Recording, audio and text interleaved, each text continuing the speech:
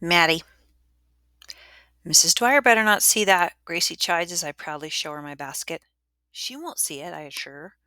I told Sarah that I had to show Gracie my beautiful basket, but I promised her that I would show no one else, that I would hide it beneath my nightclothes in the bottom of my bureau. But I had to show Gracie my basket.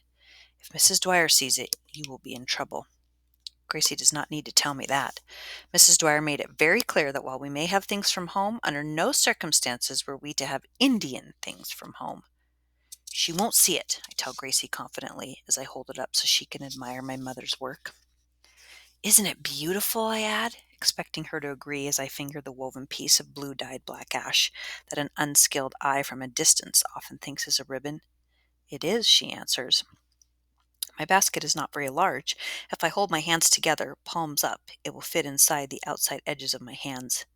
My mother made many baskets, many larger than mine, but the one she made for me is just the right size because Sarah was able to hide it in her satchel in her bureau, so she could give it to me when I needed it the most, when I needed something from home, and because it is not too big, I too can now hide it, can keep it safe in my bottom drawer. And smell, I say, pulling it close to my nose and inhaling deeply, then offering it to Gracie so she too can smell the sweetness of the dried grass. She holds my basket to her nose and nods agreeably, but then quickly returns it to my hands. You better put it away, she says nervously, looking over her shoulder towards the door as the sound of voices in the hallways grows. Her words are wise, but I have to plan to protect my mother's gift should someone see it who might think I should not have it. I will pretend it means nothing, just a simple place to hold pins and thread and needles and stray buttons. Even Gracie, who is my best friend, does not know how special it is. Only Sarah and I know how special it is, and only I know how special Sarah is to have brought my basket to school for me. So now my basket will also be Sarah's, for Sarah has no mother now to make her one, and together we will share this special place to keep our womanly thoughts. Sarah. We splash through the puddles on the path that leads from the dining hall to the classrooms and fling open the door, laughing at the rain that caught us all by surprise. The thunder beings have saved us from marching. Even Ruthie is smiling today. But Miss Weston is not smiling. She stands in the hall, her hands thrown in the air. My goodness, you will all be sick, she exclaims as we shake our bodies just like our dogs at home that shed the water from their swim in the St. Regis, where they go because the great river is too strong even for their sturdy bodies. Even Ruthie, who comes from where there is very little rain and no great river like our mighty St. Lawrence, even Ruthie shakes her head and shoulders and laughs. I have never heard Ruthie laugh. Just then the thunderers roar from the sky, and Miss Weston throws her hands up once more. It's only the grandfathers, Miss Weston, Mattie explains. No need to be afraid. Oh, my goodness, I am certainly not afraid of a little storm, she says loudly as she ushers us into the classroom. But the shaking of her voice says she is afraid, and Ruthie and I exchange glances, hiding our laughter behind our eyes. I think Ruthie feels like I do, pleased that our teacher, for once, is afraid of something that we are not. Come, come, children, she says. Sit down, let's begin our lessons. But the thunder beings shout out once more. Miss Weston drops the paper in her hand, and Ruthie and I cannot hide our laughter. Oh, my goodness, she says again. Will it never end? The thunder is good, Miss Weston, Mattie tells her quietly, calmly, casting scolding eyes at me for laughing at the only teacher she likes. It brings the rain, she adds, picking up the paper that drifted gently to the floor and placing it on the desk. Mattie can cast scolding eyes at me all day long. I do not care. I hope it rains and rains and rains all day. Then we will have to run instead of march. Mattie. Gracie and I sit side by side on the steps that lead up to the porch of our dormitory. The day is unusually warm for late October, and the sun's rays shine brightly on our faces. Gracie and I sit side by side on the steps, holding our breath, holding in our laughter as we listen to the conversation coming from the open window. What makes you think you can convince Mrs. Dwyer that you should be captain? We hear one of the older girls say. Miss Prentice likes me, a shrill voice answers, a voice that I think is Ida's. I will ask Miss Prentice to speak to Mrs. Dwyer for me. She will, too. Miss Prentice knows she can count on me. Count on you for what? The other voice asks. Well, I don't know yet. For whatever she needs, and if she can count on me, then I can count on her. Count on her for what? The second voice asks. Well, I don't know yet, but you never know. You never know when being able to count on someone like Miss Prentice just might be helpful, Ida explains, sounding even more pompous than Ida usually sounds. I don't know why you want to be captain anyway, says the voice I cannot identify. Nobody will like you. The voice I do not know is right. I do not know how anyone would want to be captain, lining us up to march off to lessons and work, acting as helpers for our matron when she and Miss Prentice are elsewhere with their duties, being the person in power for the moment that many of us will not like. Not that I like Ida anyway. I don't care who likes me, Ida says, as long as Mrs. Dwyer and Miss Prentice do. Besides, Mrs. Dwyer should have made me captain a long time ago, and now that Alice has been sent to work in the city, I have my chance.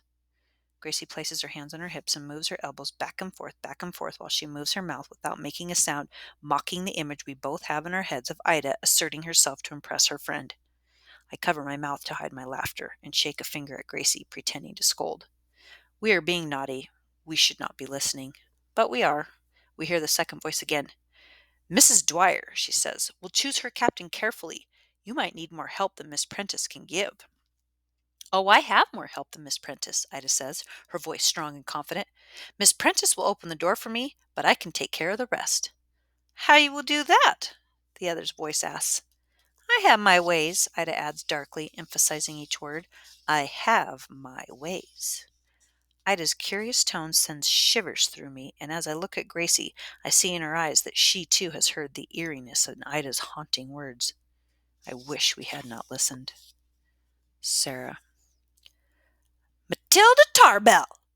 Miss Dwyer's voice rings sharply, strongly throughout the dormitory, and I know Maddie must be in trouble. I look quickly at Maddie, who has risen to her feet, and her eyes tell me she knows she is in trouble, but her mouth hung open and her chin dropped low tells me she does not know why. Maddie's face is not good at lying. Mrs. Dwyer stands in the doorway, her ruler slapping against the palm of her left hand as she calls out to Maddie once more, Matilda, come here! Mrs. Dwyer's voice has moved angrily across the room, and Maddie's usual defiance creeps under her bed as she moves forward slightly, cautiously. Well? This angry woman demands. Maddie looks up, but does not answer. What has she done? I ask for my sister, surprised that Maddie does not respond, for Maddie always has something to say, surprised at myself for speaking to Mrs. Dwyer at all. Mrs. Dwyer's head turns sharply toward me, and I find myself instinctively shrinking inward, startled by the blaze of hate. For when I see her eyes burning like the glowing coals that remained for days and days after a fire swept through my grandmother's log home, I know why Maddie says nothing. Quiet! She commands. As I look for support among our sister students, their heads bow in fear, and only Gracie's eyes meet mine momentarily before she, too, begins to examine the making of her bed. This is not your business, Mrs. Dwyer adds, and then turns her angry face back to my sister, whose eyes are on me, whose eyes are telling me to be quiet. Where is it? Mrs. Dwyer demands. What? Maddie asks weakly, her eyes returning this woman's fiery glare not with anger but with confusion. You know very well what. She offers an explanation which Maddie's face shows as clearly no explanation at all.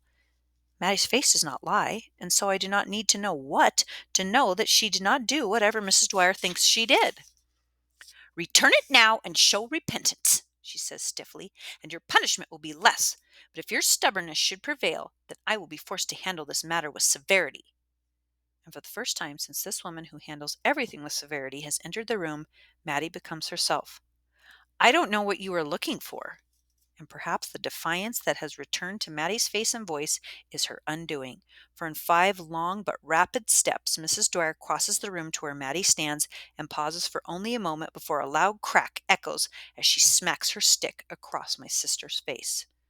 No! I cry, hurrying to Maddie, who has fallen backward onto her bed.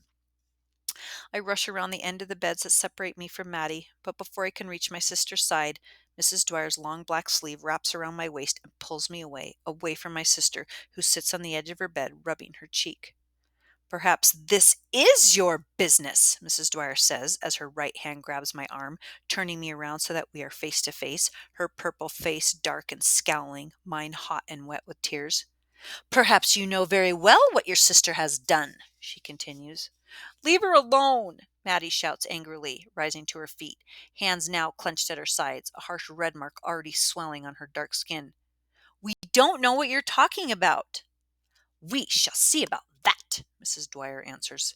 She releases her grip on my arm and pushes me, and then Maddie, out of her way as she begins to search, easily lifting the thin mattress of Maddie's bed, sliding her hand all around the inside of the pillow cover, moving the few items Maddie keeps on top of the bureau as though what she looked for was lurking behind a hairbrush or a propped-up book.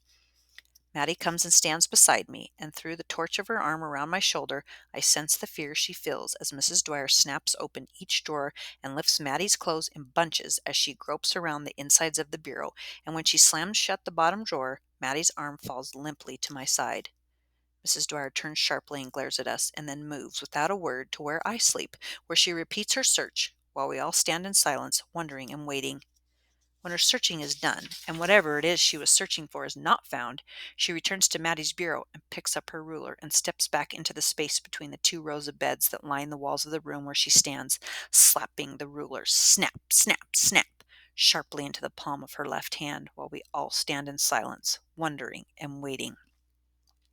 She breathes in and out deeply, the only person in the room who is still breathing at all, and her eyes move around the room slowly but stiffly from one frightened girl to another, and when she speaks slowly, carefully, coldly.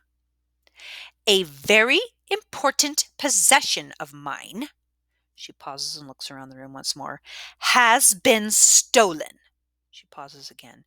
And one person in this room had the access and most likely the inclination, since she constantly defies my position and my desire to see that you all are given the opportunity to improve yourselves.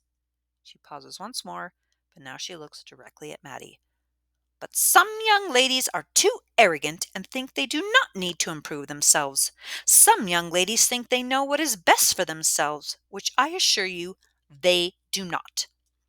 Again she pauses, her eyes centering on Maddie. And the silence in the room is so strong that when she speaks again, I hear my heart jump. Someone must know something, she says, as she looks once more from girl to girl, each one dropping her eyes to the floor if they had not been there already. Keeping important information from me, information that could help return my silver brooch. She pauses and draws her breath in through her teeth so sharply that a hissing sound is heard. Is the same as stealing. At the mention of the silver brooch, a thick, heavy piece of gray metal with curved edges, I cannot help but glance at the front of her dress, where we often saw it pinned just beneath her left shoulder, and I wonder why she thinks Maddie or anyone would want something so ugly. And the punishment for stealing and lying is not to be taken lightly, she continues. So, should someone remember something, I suggest she come see me soon. And with those words, she turns and stomps across the room and through the door. And now there is a silence that echoes endlessly throughout the room as all eyes stare at my sister, who kneels before her bureau, pawing desperately at the clothes in disarray in the bottom drawer. Maddie. Father, you want me to be good. You want me to learn. It's too hard to be good, Father. It's too hard to be good here. The room is so quiet, I hear no one breathing, and I feel the eyes of my sister's students staring at me, wondering. She has brought me shame. She has brought my sister shame. She has brought my family shame. What shall I do? Sarah. No, I did not take her pin, Maddie says. I believe her. I can look at Maddie's face and see that she tells the truth. Maddie's face is not good at lying. Why does she say it is you? Asks Ruthie, whose face says she does not know Maddie as well as I do. She hates me, Maddie answers. She hates everyone, Gracie offers softly from where she sits on the edge of her own bed. Would she make it up? Ruthie asks. My sister does not lie, I shout, glaring at Ruthie, who I thought was my friend, glaring at Gracie, whose words seem like a weak defense for her friend. She might, Maddie says, lifting her chin in the air as she nods her head towards Ruthie. I tell you, she hates me. Ruthie stands at the foot of my sister's bed, shaking her head in disagreement. No, she says. She was too angry. Well, I didn't take it, Maddie replies sharply. Many pairs of eyes stare at us, Maddie and I, as we sit side by side on our bed, many pairs of eyes silently asking the question, wondering if Maddie is telling the truth, while I wonder how they can think she is not. Do you believe Mrs. Dwyer? I ask of all who have gathered near my sister's bed. Do you think my sister is a thief? Some girls shake their heads back and forth, showing support for my sister, while several others shrug their shoulders and return to their own spaces in the room. But Ida, who some think should be in a room on the first floor with the elder girls, who Maddie said was probably on our floor so she could tell Mrs. Dwyer when we did not follow the rules, puts her hands on her waist and glowers at Maddie. and at first I think she might be making fun, trying to look like Mrs. Dwyer. But when she speaks, there's a sharpness in her voice that cuts through me like the wind off the river in winter. Just maybe she is, Ida says. She hates Mrs. Dwyer. I heard her say so. Maybe she did take her pin just to upset her. Not true, I shout, trying not to cry. Maddie would not do that. I know my sister. I know my sister does not lie. I know my sister would not steal. Well, if she didn't take it, who did? Ida demands, looking around, daring anyone to return her glare. Who did? She asks again when she's met with silence. You heard Mrs. Dwyer. Do we want her angry at us? Should we be blamed for something someone else did? I didn't take it, Maddie says quietly, but with a firmness in her voice that says she is offended by Ida's accusation. Well, how do we know that's the truth? Ida asks. I know it's the truth, Maddie answers. I don't care what you think. I believe her, Gracie says. She moves from her bed to Maddie's and sits down beside her and puts her arm around my sister and pats her gently in comfort. And I am grateful that Gracie is Maddie's friend. Maddie. Father, how can I stay here? Sarah. Keepers of the eastern door. That is what my grandmother told me a long, long time ago when I was a little child and would sit on a stool beside her kitchen table, helping her husk the corn as she prepared to make soup. She said I must always remember that we, the Mohawk people, are keepers of the eastern door, and that long ago it was through us that people were allowed to travel the lands of the Iroquois, and we allowed all to pass through our lands, as long as we knew they traveled in peace. I looked at the wooden door where Mrs. Dwyer had passed through. I wish I could be the keeper of the eastern door here, and only let those enter who wish to come in peace. Maddie. Did you ask her? Sarah whispers to me as we pass by each other in the dining hall. She thought maybe Gracie had taken my basket from my drawer and had taken it to admire or to show one of the girls. I knew Gracie would not do that without asking, but I told Sarah I would ask even though I feared Gracie would be hurt to think I could not trust her with a secret. She doesn't know, I tell Sarah, confident that I tell her the truth, and I believe her. Then where is it? I have no answer. I had hoped that it was Sarah who had taken my beautiful basket, but it wasn't, and it wasn't Gracie. Sarah said, ask everyone if someone had seen my basket. Sarah was so sure that the person who took Mrs. Dwyer's pin probably took my basket. But I did not dare to ask. I would have to tell the truth about my basket. Sarah does not see that sometimes the truth does not matter. Sarah. Sarah, please pay attention, Miss Weston scolds. She sounds cross, and I do not care. I cannot pay attention. I cannot study. I cannot learn. I can only think about Maddie, who for 3 days has not been allowed to go to her classes. Maddie has spent 3 whole days with Miss Prentice, sewing and mending and sewing and mending. She says Miss Prentice says that Mrs. Dwyer says that working all day will give her time to think about doing the right thing. But when we have time together in the evening after dinner, when whispering voices have crept into the corners of the night, Maddie is too tired to talk, which is probably a good thing, because if we talked too much, I would tell her how some of the girls, especially the older ones, point at me and whisper behind their cupped hands. But I know Maddie's heart must be hurting because Maddie likes learning, and she especially likes Miss Weston. But I don't. Sarah, come to the board, please. I slide out from my desk and move to the front of the room. Miss Weston hands me a piece of chalk. Write 2 nouns that you see in the room, she commands, nodding toward the chalkboard. When I do not move, she puts her hands on her hips and asks, You do remember what a noun is, don't you?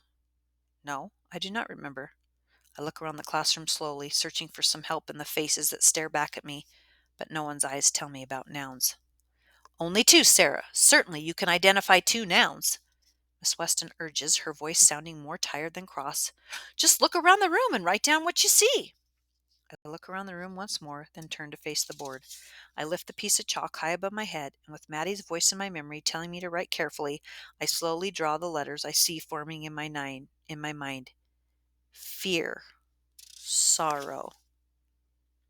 Are those nouns? I asked Miss Weston softly as I placed the chalk back into the tray beneath the board, wondering if I should return to my desk.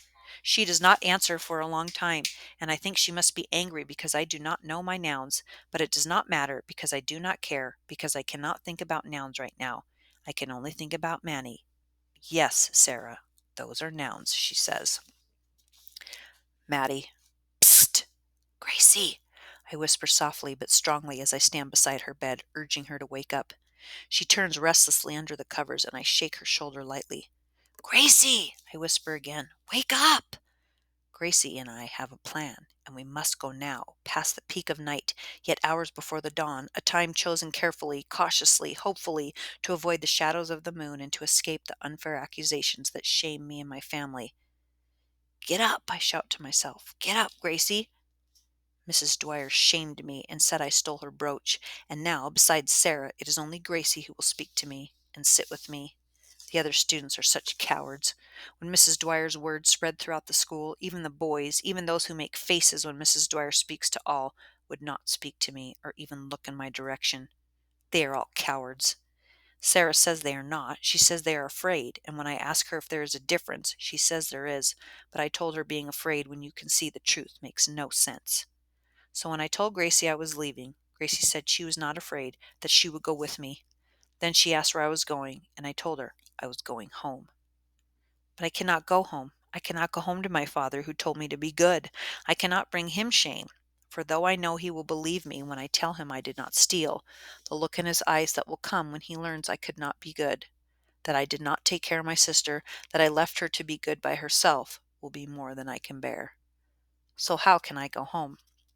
Gracie said we could go to her grandmother's, that her grandmother would understand, that her grandmother would take us in, that her grandmother did not want Gracie to go to the Indian school, that she would persuade Gracie's mother and father to let us stay with her. But now Gracie will not get up. Gracie, I hiss in her ear, wake up. But she will not wake up. She rolls over in her bed and pulls the blanket up over her head, and I wonder if she too, like the others, is afraid, and I wonder if I can find her grandmother by myself. I look across the row of beds to where Sarah lies sleeping. Sarah would wake with a single touch to her shoulder. I could put my finger to my lips and she would say nothing. She would rise and dress silently and come with me and question nothing because she is my sister. I look down once more at Gracie, who breathes so deeply I wonder if she's pretending to be asleep. And now I know that there are journeys one must take alone. I turn and step soundlessly out of the room.